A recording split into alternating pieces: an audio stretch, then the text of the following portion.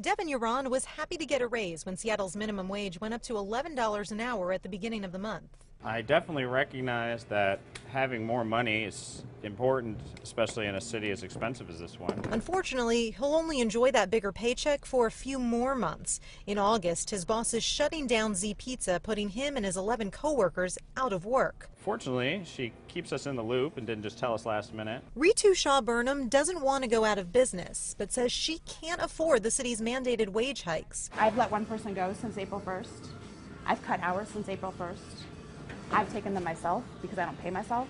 I've also raised my prices a little bit. Yeah, I mean, there's no other way to do it.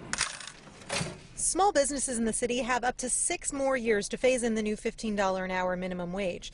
But Shaw Burnham says even though she only has one store with 12 employees, she's considered part of the Z Pizza franchise, so she has to give raises sooner in just 2 years.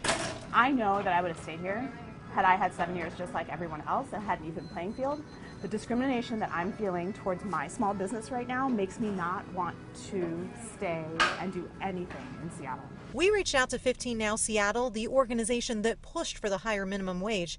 Director Jess Spear hadn't heard about Z Pizza's decision to close, so she wouldn't comment specifically on that, only saying, quote, restaurants open and close all the time for various reasons. Yaron wonders about all the rallies that were supposed to be about making life better for people like him.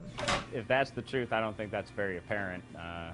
People like me are finding themselves in a tougher situation than ever. Shaw Burnham is concerned about where her employees will end up when she does close. I absolutely am terrified for them. I have no idea where they're going to find jobs because if I'm cutting hours, I imagine everyone is across the board.